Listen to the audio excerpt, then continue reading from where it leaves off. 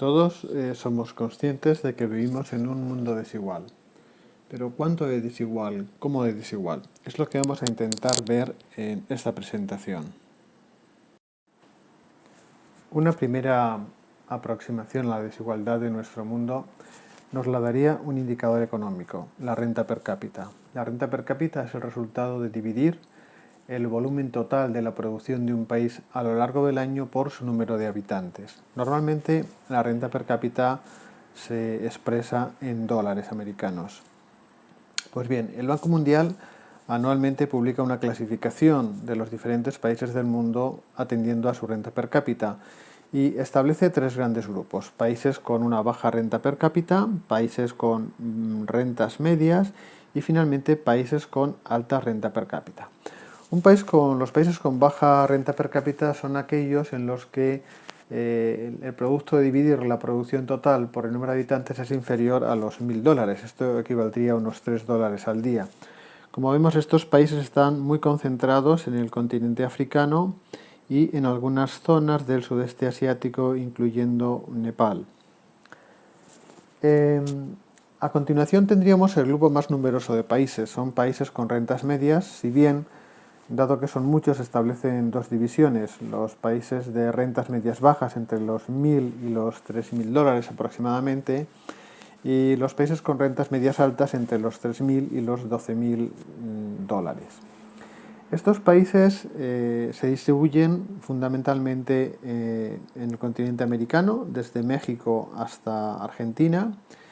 Luego en la parte eurasiática, es decir, lo que sería la antigua Unión Soviética, China, y en el norte y sur de África. Y finalmente tendríamos los países con una elevada renta per cápita, que son los países que forman parte de la Europa occidental, el norte de América, Estados Unidos y Canadá, Australia y países como Japón y Corea. El indicador de renta per cápita se puede matizar, porque claro, no es lo mismo pues $100 su poder adquisitivo en un país africano como Malawi que en los Estados Unidos. Así, por ejemplo, los $250 de renta per cápita de Malawi, si los pasáramos a Estados Unidos, equivaldrían a unos $900 de renta per cápita al año. En este mapa vemos ampliados el grupo de países con una menor renta per cápita. En estos países viven alrededor de 1.000 millones de personas y son países cuyos habitantes viven con menos de $3 por día. Como vemos, son fundamentalmente los países del África tropical y luego algunos países del sudeste asiático, como los que vemos en el mapa. Una vez que tenemos una visión de conjunto de cómo está distribuida la desigualdad entre los diferentes países de nuestro mundo, vamos a profundizar en los componentes de la desigualdad. Una primera desigualdad que se da en nuestro planeta son las diferencias que existen entre las personas que viven en entornos rurales y personas que viven en poblaciones o en zonas urbanas. El concepto de zona urbana es bastante difícil de precisar, pero en general suponemos que cualquier núcleo de población con más de 5.000 habitantes lo podemos considerar como un núcleo urbano. Incluso en algunas zonas podría ser hasta 2.000 habitantes. El fenómeno de la urbanización, es decir, el paso de las personas de vivir en entornos rurales hacia el campo, es consecuencia de la revolución industrial, de la industrialización. En el siglo XVIII, antes de la industrialización, el 90% de las personas vivían en ámbitos rurales. Pero conforme se fue desarrollando la industrialización, las ciudades fueron creciendo. El sector primario, la agricultura, perdió peso en el conjunto de actividades productivas y lo fue ganando el sector secundario y el sector servicios, que se radican fundamentalmente en torno a los núcleos urbanos. En términos de desigualdad, vivir en un entorno rural significa tener normalmente menos renta, tener peores servicios públicos. También en estos ámbitos rurales hay una mayor tasa de fertilidad, y las transformaciones que se están experimentando probablemente lo que harán es que en estos entornos rurales aumenten las ratios de productividad y tengan lugar procesos de concentración de la propiedad de la tierra, lo cual permitirá que una parte de estas poblaciones pase a engrosar la población que vive en grandes ciudades. En este mapa podemos apreciar cómo están distribuidas las tasas de urbanización en nuestro mundo. Como vemos, las zonas más urbanizadas son básicamente las zonas más desarrolladas y viceversa. Las zonas donde se dan menores tasas de urbanización son también las zonas en las cuales hay menos desarrollo. Tenemos, por ejemplo, el caso de África, que es un indicador muy claro de que esto es así. Vemos como los tonos más claros, que indican una menor urbanización o una mayor población rural, están situados pues, en África, en algunas partes de Asia. Mientras que el resto del mundo tiene ya unos niveles de urbanización que son bastante apreciables. En este mapa lo que vemos es la tendencia en cuanto a las tasas de urbanización. Los tonos azules más oscuros nos están indicando mayores tasas de crecimiento de la urbanización. Es decir, en estas zonas las ciudades, el desplazamiento de la población hacia las ciudades desde el campo se está produciendo a un ritmo más intenso. Lógicamente, coincide con aquellas zonas en las que, como veíamos antes, las tasas de urbanización eran más bajas. Es decir, es allí donde todavía no se ha producido este fenómeno, donde el crecimiento de la urbanización será mayor. Las estimaciones indican que en torno al año 2030 el 70% de las personas de nuestro planeta vivirán ya en ciudades, en entornos urbanos. Continuando con esta idea de profundizar en la comprensión de la desigualdad, tenemos que analizar otro factor de la desigualdad. Las desigualdades no solamente existen entre países, no solamente hay países ricos y pobres, sino que tanto dentro de los países ricos como de los países pobres hay ricos y pobres. Hay una forma de medir el nivel de desigualdad en la distribución de la renta dentro de un país. Es una medida estadística que se conoce como coeficiente de Gini. El coeficiente de Gini varía entre un valor de 0 y un valor de 1. La situación de 0 sería aquella en la cual la renta de un país se distribuye exactamente en partes iguales entre todos sus habitantes. Es decir, cuando el índice Gini es de 0 o próximo a 0, podemos decir que es un país en el que hay un alto nivel de igualdad. Y por el contrario, el 1 significaría la máxima desigualdad, significaría que una persona posee toda la riqueza de un país. Por tanto, cuanto más se aproxima el coeficiente de Gini hacia el 1, eso lo que nos está indicando es un mayor nivel de desigualdad. Vamos a fijarnos en cómo está distribuida la desigualdad a lo largo del mundo. Los tonos rojos más intensos son zonas en las cuales hay mayor desigualdad. Como vemos, la desigualdad se concentra fundamentalmente en el continente americano, en los Estados Unidos, en los diferentes países de América Latina. También vemos que hay una elevada desigualdad en China. China es un país que ha crecido mucho, pero también ha crecido la desigualdad. Y luego en algunas zonas de África, quizás en las zonas más desarrolladas de África, como pueda ser el sur del continente africano. En el otro extremo, es decir, los países en los cuales hay una mayor igualdad, destaca la Europa occidental. Como ven, todos los territorios de la Europa occidental y de Canadá, y especialmente los de la península escandinava, son las zonas del mundo en las que hay una mayor igualdad, una mejor distribución de la renta entre el conjunto de la población. ¿Cuáles son las causas de la desigualdad? Pues son muchas.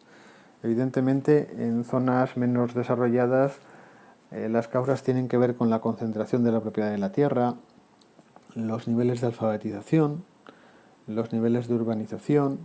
También puede haber desigualdad que esté basada en una discriminación, ya sea de género, o minorías raciales o minorías religiosas. Y también las políticas pueden tener un factor positivo o negativo sobre la desigualdad. Lógicamente, las políticas o los regímenes en los que hay una elevada corrupción pues son normalmente regímenes generadores de desigualdad, mientras que aquellos en los que hay, por ejemplo, fuertes inversiones en educación o en sanidad son países en los cuales la desigualdad tiende a reducirse.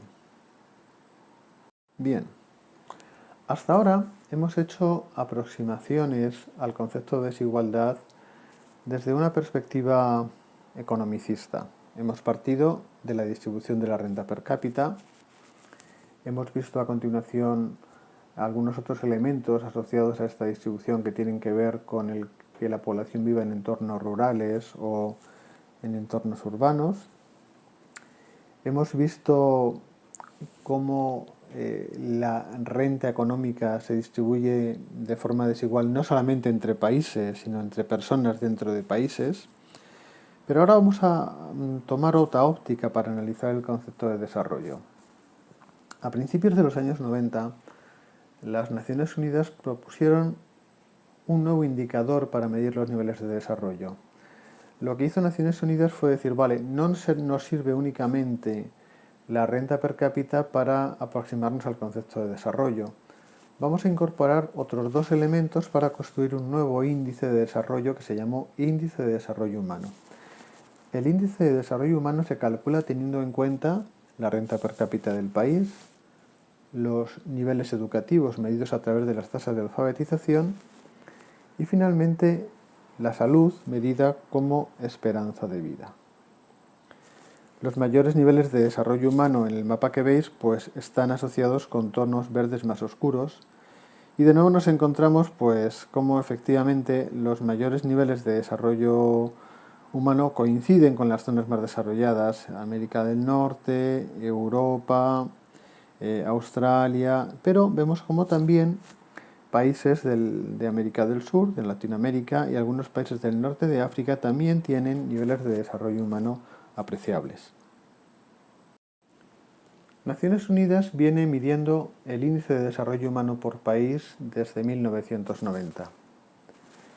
El año 2010 se hizo una publicación conmemorando el 20 aniversario de la puesta en marcha de este indicador y haciendo balance de resultados. Y lo cierto es que los datos nos permiten tener un cierto optimismo, ya que el índice medio de desarrollo humano ha aumentado desde 1970 en un 41%. Es decir, la combinación de renta per cápita en niveles educativos y niveles de salud ha mejorado, como digo, sensiblemente desde los años 70. Cuando comparamos el desarrollo humano, el índice de desarrollo humano con los índices de renta per cápita, ya hemos visto en la diapositiva anterior cómo había bastantes similitudes. Y señalábamos el caso, por ejemplo, concretamente de África, donde veíamos cómo los tonos verdes claros que indicaban niveles bajos del índice de desarrollo humano coinciden con también bajos niveles de renta per cápita. Pero si vamos a un análisis más fino, vamos a ver cómo también hay que matizar la evolución del índice de desarrollo humano. Vamos a encontrarnos, como vamos a ver a continuación, con que no siempre se coincide o hay una correlación estricta entre los índices de renta per cápita y el índice de desarrollo humano. Aquí tenemos dos ejemplos de países con una alta renta per cápita y un bajo índice de desarrollo humano. Son dos países de África, Guinea Ecuatorial y Angola. Fíjense que en el ranking de renta per cápita, Guinea Ecuatorial ocupa el puesto 32 de casi 200 países. Esto se debe fundamentalmente a que la renta global de este país ha crecido mucho en los últimos años debido a que se han encontrado grandes yacimientos de petróleo y gas natural. Esto ha hecho que la renta nacional creciera. No lo ha hecho, sin embargo, la distribución de la renta o la igualdad en la distribución de la renta. Y tenemos también el caso de Angola, un caso muy parecido. Bueno, pues fíjense cómo, mientras que estos dos países ocupan respectivamente los puestos 32 y 88 en el ranking de renta per cápita, en el ranking de índice de desarrollo humano ocupan los puestos 136 y 148. En el caso de Guinea, fíjense, hay una diferencia de 104 puntos entre el puesto 32 que ocupa en el ranking de renta per cápita y el puesto 136 que ocupa en el ranking del índice de desarrollo humano. Aquí tenemos un ejemplo en sentido contrario. Hemos cogido dos países, un país con unos bajos niveles de desarrollo, un país como Sri Lanka, que fíjense que ocupa el puesto 123 en el ranking de renta per cápita, pero sin embargo tiene una posición mucho mejor en lo que se refiere al índice de desarrollo humano. ¿Esto qué significa? Pues que incluso países con una baja renta per cápita, si hacen fuertes inversiones en educación y en sanidad, pueden mejorar sus posiciones en los índices, en los rankings de desarrollo humano. Y tenemos un caso similar de un país muy desarrollado como es Corea del Sur. Fíjese que ocupa el puesto 33 en el ranking de renta per cápita, pero todavía tiene una posición mucho mejor en el índice de desarrollo humano, ya que ocupa el puesto 12. Es un caso muy similar. En Corea, un país que ha crecido muy rápidamente en los últimos 20-30 años, el gobierno ha hecho inversiones muy importantes en educación y en sanidad. Lo interesante del índice de desarrollo humano es que nos viene a decir que dependiendo de qué se haga con la renta del país, sea mucha o sea poca, las condiciones en las que viven las personas pueden ser radicalmente distintas. Y además, fíjense que el índice de desarrollo humano, al poner el acento sobre la educación, sobre un elemento como la educación, probablemente lo que hará es que en generaciones futuras también los índices de renta per cápita crezcan y mejoren sus posiciones. Para cerrar este análisis de la desigualdad, primero nos hemos fijado en indicadores económicos, luego nos hemos fijado en un indicador más complejo, más completo, puesto que también incorpora niveles educativos y niveles de salud en términos de esperanza de vida. Y ahora vamos a fijarnos en otra forma de medir la desigualdad, que es el nivel de satisfacción percibido. Es decir, hasta qué punto las personas de un país se sienten satisfechas con las vidas que llevan. En los últimos años, desde el ámbito de la psicología, y en concreto desde la llamada psicología positiva, se han hecho investigaciones en relación con la forma en que las personas perciben su situación de bienestar. Y estas investigaciones, estas encuestas, porque el método ha sido encuestar a las personas, preguntarles por determinadas cuestiones para aproximarnos a su nivel de bienestar, lo que nos dan son resultados muy interesantes.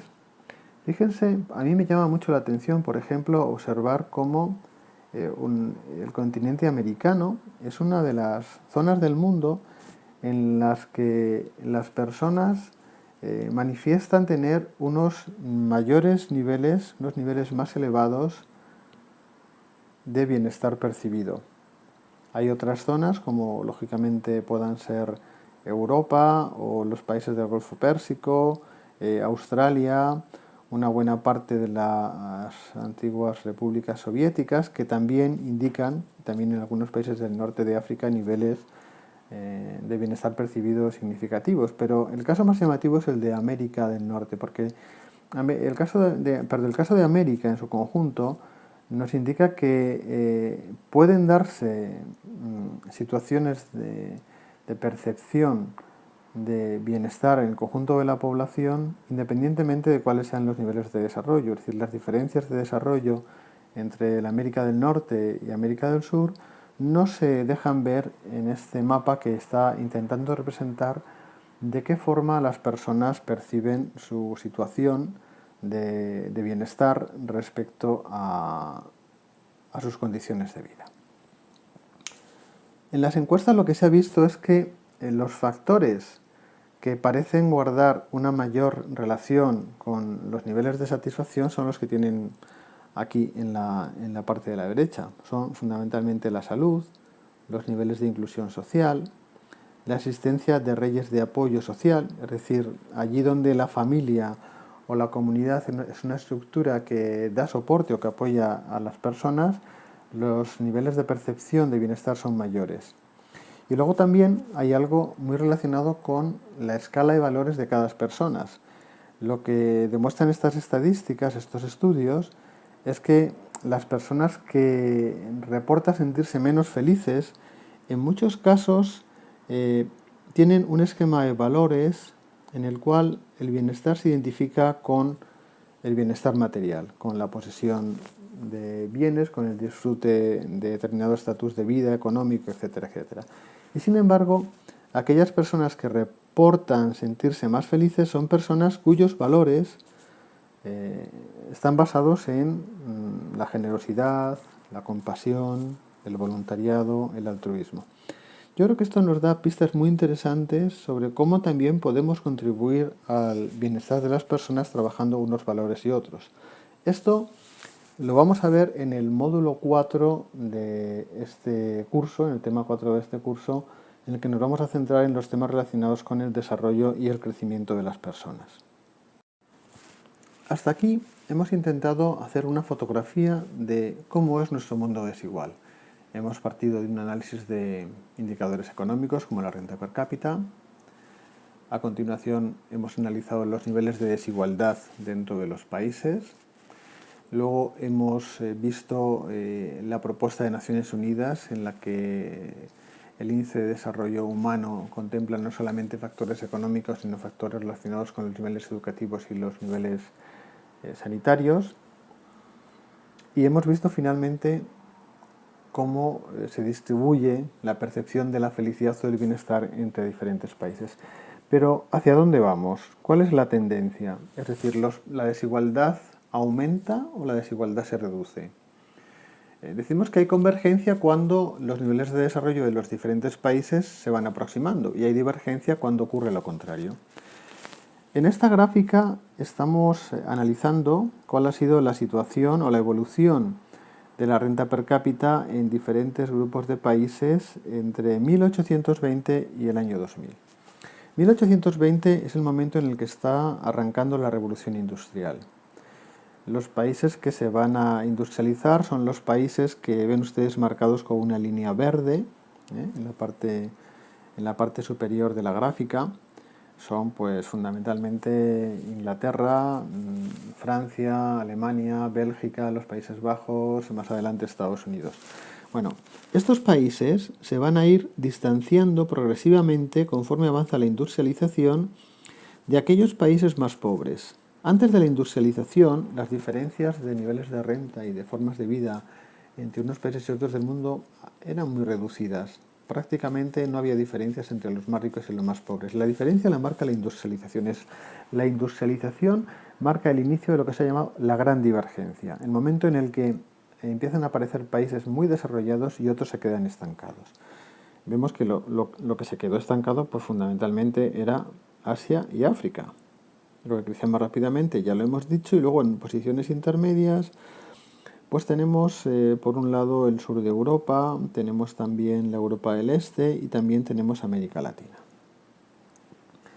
Fíjense que este proceso de divergencia se va incrementando hasta que alcanza su punto más importante en torno a la Segunda Guerra Mundial. Es decir, la Segunda Guerra Mundial es el momento en el cual la separación entre los países más desarrollados y los menos desarrollados era mayor. Una parte de la explicación radica en que los europeos, desde 1850 hasta 1950, se apropiaron de una buena parte del mundo. Es decir, este periodo que estoy marcando, ese periodo cronológico que iría desde 1850 hasta 1950, es la era del imperialismo, es decir, el momento en que los europeos conquistan grandes partes de Asia y de África y someten a esos países a sus intereses económicos. Con el fin de la Segunda Guerra Mundial, ¿qué ocurre? Pues, en primer lugar, ocurre que se producen los procesos de independencia. Es decir, la mayor parte de los países que habían sido colonias en África, en Asia, se van a independizar. Y por otro lado, el mundo inicia una etapa de intenso crecimiento económico amparado en un nuevo orden económico mundial que propicia el desarrollo de las actividades comerciales, el intercambio a través del Acuerdo General de Tarifas y Aranceles. Hay grandes cambios tecnológicos surgidos de la Segunda Guerra Mundial. Y como digo, entre 1950 y 1970, el momento en el que se produce la crisis del petróleo, el mundo experimenta las mayores tasas de crecimiento conocidas hasta el momento.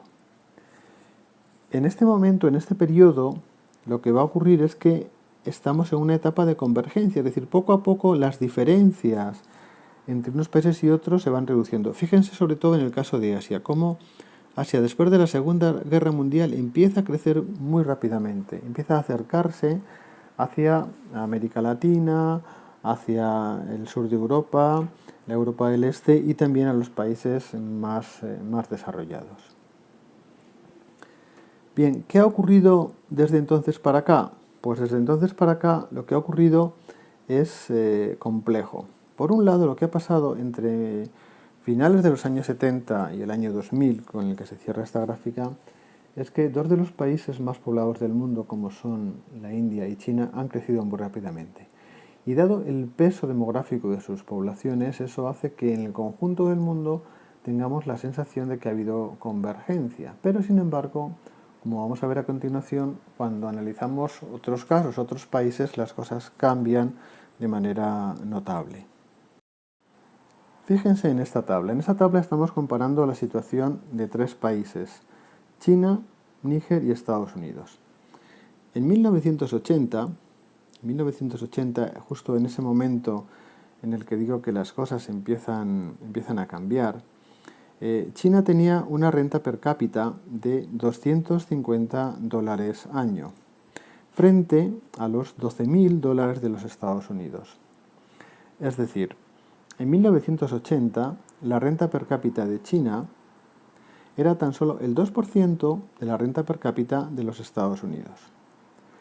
Un país como Níger, en África, tenía en 1980 una renta per cápita de $452 por persona, que era bastante superior, casi el doble de la renta de China, y estaba en torno a un 3,7% de la renta de Estados Unidos.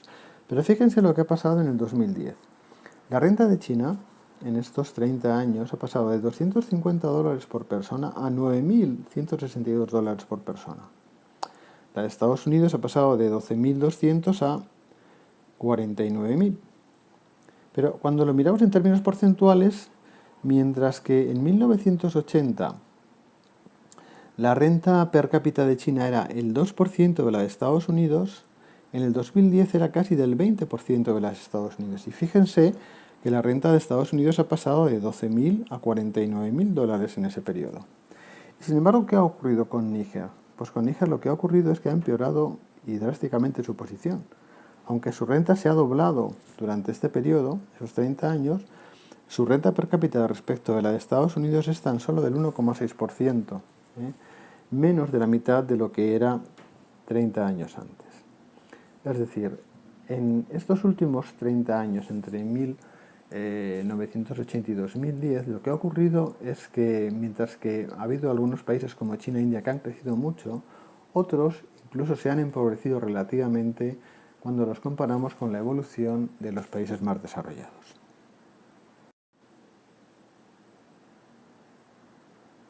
Con esto terminamos esta presentación. Muchas gracias.